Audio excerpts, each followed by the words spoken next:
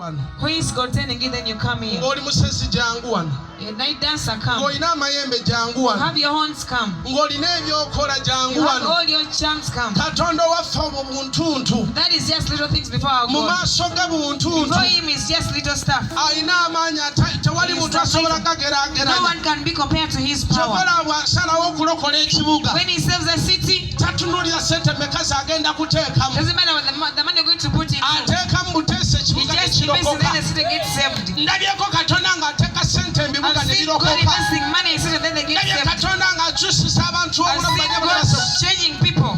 Mu bbanga lyonna lye mbadde mpeereza Mukama. All my life of ministry. Buli kye ŋŋenda Katonda abaako ky'akola. Everywhere I go, God does something. Olwaleero Katonda ekitundu kino agenda He's kikolera. going to save this place. Bwe nawe abadde agamba nze sijja lokoka You ddiini said ya you won't get kitaawo. saved from your father's Katonda religion. alina obusobozi obukujja mu ddiini ya God has kitaawo. all the power to take you from your religion.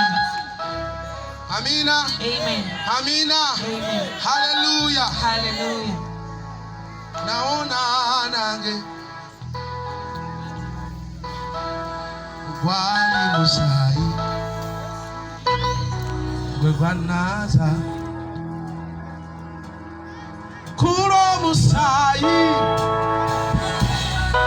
kikomawona waliwo omusaayi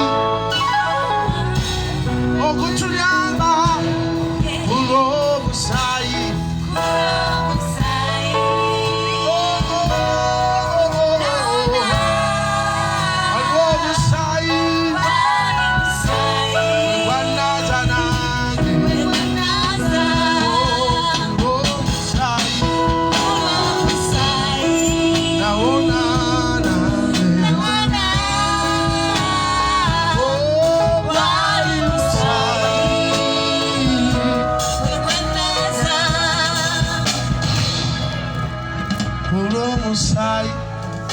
Katonda alina omuntu gwali mu kuziikira entaana. God is burying someone who's Abamu temukitegedde. grave. Katonda okuziikira obunya bw'omulabe God bw'akusimidde. to bury the pit the devil had dug for you. Haleluya. Amen. Haleluya. Amen. Banyabo ne basebo sanyusa okubalaba. I'm happy to see you, ladies and gentlemen.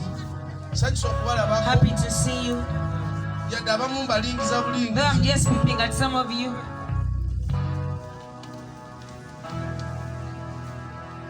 Gamba naye waliwo Katonda ow'amaanyi.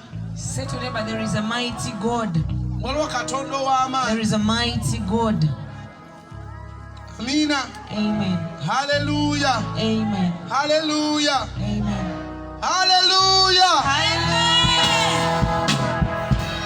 Zisaba ekitiibwa okubeerawo kw'abasumba I respect the presence of the pastors n'abaweereza and mwenna. all other ministers. Saba Mukama abampeera Be omukisa blessed of the Lord. era mwebala olwa crusade eno. Thank you for this crusade. Abange gamba nebawo tuliwo paka lwa mukaaga Say to them, we are here up to Saturday.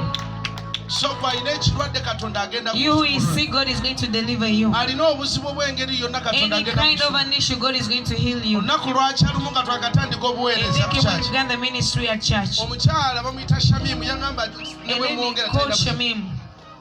akola mu poliisi. She works in police. Uganda police. Uganda police. Mukwano gwange She's mutumiddeko my good friend. Greetings to her. era muwala wange. And she's my daughter as well. Yava Tororo She came from Tororo. n'ajja e Gayaza ng'avuga emmotoka Came to Gaza driving. ng'akwatiridde olubuto She was holding her belly.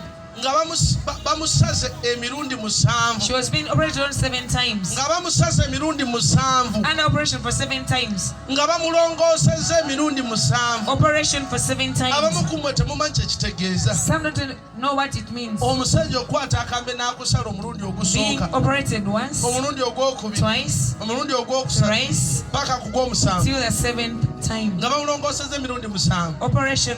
nange bwe 7 times. namutunulako When I held her, ebyaddala naggwamu ku maanyi I lost courage. kubanga ekyenda ky'emabega For her intestine, kyali baakikyusa nga bakikyanolinga it was bakiteeka mu buto altered and it was in her belly.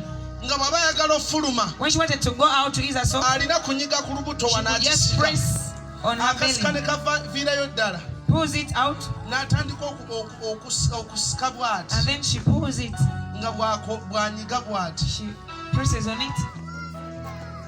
bwe namulabako natya When I saw her, I got kubanga yali frightened. atambudde malwaliro She had gone in ag'enjawulo so many places, mukazi hospitals. w'amaanyi mu A poliisi mighty woman in police. ekyewunyisa kye kino mukazi gwe Amazing musajja thing gwali mu is- kifo kino twali tutandika butandisi We were kanisa just beginning the church. ne tuteekawo akakeeka We put a mat ne yeebaka and she slept off. nenzija ne mumusabira I came prayed for naye nga her, nange saala teva wala but my prayer was not from gwomanyi far. ekitegeeza nga eno waaziba You know what it means when your behind is closed? ng'ekyenda baakifulumya wano ku lubuto She was using her belly. bw'atyo bwe Jesus, yali so that is how she was. ne tusaba And we prayed. ne mugamba tujja genda I ffenna thought I would go together. akawungeezi ne tugenda abo In the evening we went ne ŋŋenda mu together. eddwaliro baliyita eddwaliro lyerawo mu kibuga There is- lya private The ly'amaanyi private hospital in town, it's a mighty one. baliyita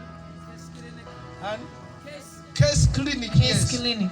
ne tugenda ffenna We went together. n'ateeka emmotoka She gy'agipaakinga parked her car where she ne usually muleka nga parks, bamutwala okumuwa and she was ekizamini going to be examined. nga tusabye era tukkiriza We had prayed katonda and then believed God. ne bamucekinga She was checked. olubuto nga lukyali lwe lumu The belly was still the same. naye wakati nga tugenda mu mmotoka Amid is going. kino kye nalaba This is what I saw. namulaba nga bamukutte I saw her being held. avuga mmotoka nze ne ndi mukwolesebwa Driving, I'm in the vision. nendaba nga bamukutte I saw her being held. nendaba nga baleese keesi I saw bringing a coffin. ng'emutuuka bulungi It was fitting ne her. basima ekinnya nga kimutuuka They dug bulungi a pit fitting her. ne bagamba tumusiika And they're leero saying, we are burying her today. alina akajanja tumusiika We are leero burying her today with all our abange wives neempulya aching. eddoboozi I had a voice. nga lyogera It was saying, nti oyo muddiisa obulamu I've given her back life. mwaba mutemukitegeera You didn't get it. byalinga It byakusaaga was like joking ne stuff. mugamba mukama akuddiza I know obulamu God has given you life back. n'aseka She asaagasaaga laughed off. n'aseka And she laughed off. n'agenda mu ddwaliro She went to the nange hospital. negenda mu byange I also went on my stuff. kino kyekyabaawo This is what happened. wayitawo wiiki emu After 1 week, bamutwala e Mulago going to Mulago. era ŋŋendayo Then I went as well. musisinkana I met her. tusabako We prayed.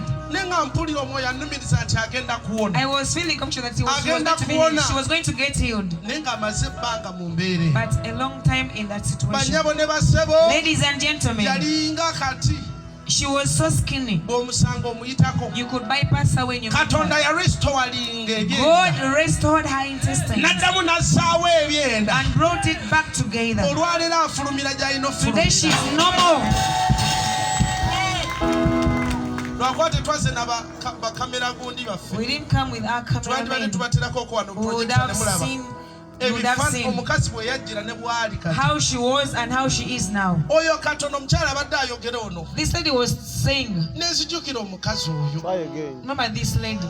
neŋŋamba naye katonda ng'oli And I mukulu said, God, as you're so great.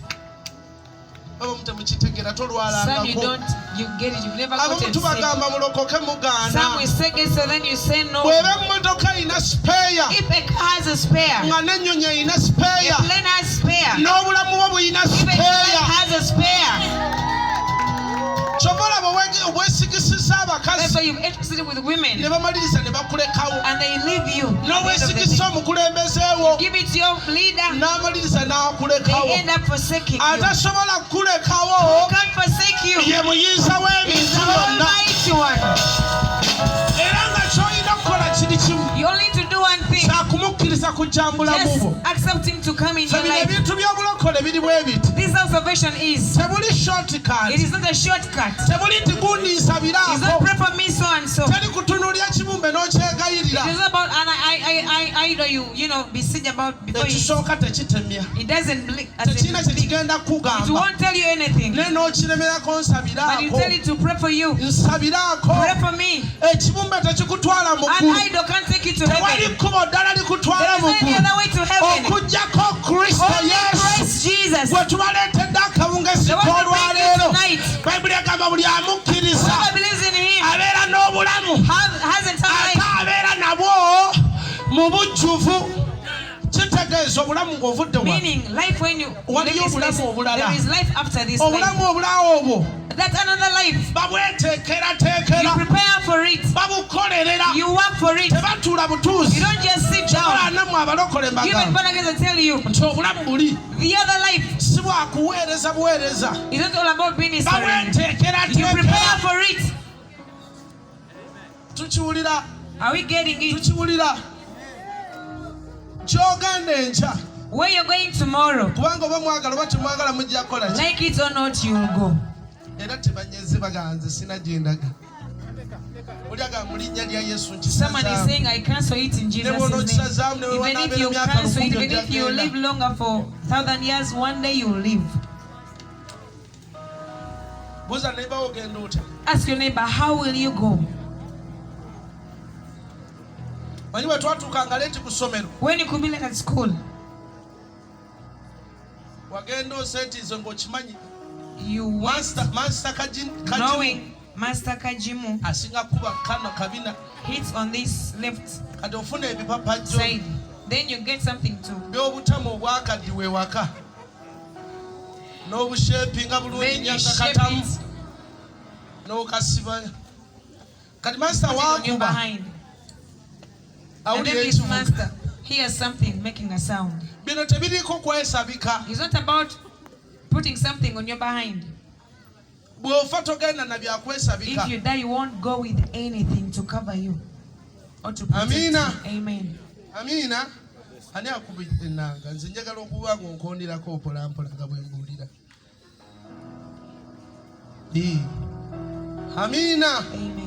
eggulu balyetegekera You prepare for the heavens. mwe abalindiridde okugamba nti tugenda kulokokera wali ku You waiting kitanda to say, I'll get saved when oyinza I'm obutafuna mukisa You might kulokokera not ku get a chance kitanda to get saved while you're sick. omukisa gwa leero The chance is today. omukisa gw'okulokoka gwa The leero chance of salvation is today. ntera okwogera ekigambo kino I usually say this one. abantu tubalemerako mulokoke We tell you to get saved usually. bambi mukyuke Please change your life. abantu ne bagaana And you say no. naye bw'atuuka ku kitanda When they're bedridden, buli amusemberera mugamba whoever comes to them, they nsabirako tell them, pray for me. ne bw'amugamba nkwatuza agamba Even if you say, njatuza I'm making you olwaleero confess, they ayagala do so. kulya buli kintu They kyonna just want to eat everything today. gamba neiba wooyo Tell that neighbor of yours, weesigisiza obulamu bw'abantu bangi you put your life into risk by trusting so many people. naye abantu ne bakuyiwa And people disappoint you. geza ku kristo Try Jesus. mugambe mumugezeeko Try Jesus. banyabo ne basaba batuulira mu nnyumba zammwe Everyone listening to us in nammwe your abatudde gye houses, mutudde everywhere you were. kristo yekkubo n'amazima Christ is the n'obulamu way, the truth, and life. tewali kkubo ddala bino There is tebiri no mu any other way. shortcut There is no something like shortcut. tewaliwo kkubo ddala There isn't any other way. ebintu by'okulokoka Things of getting saved. si bya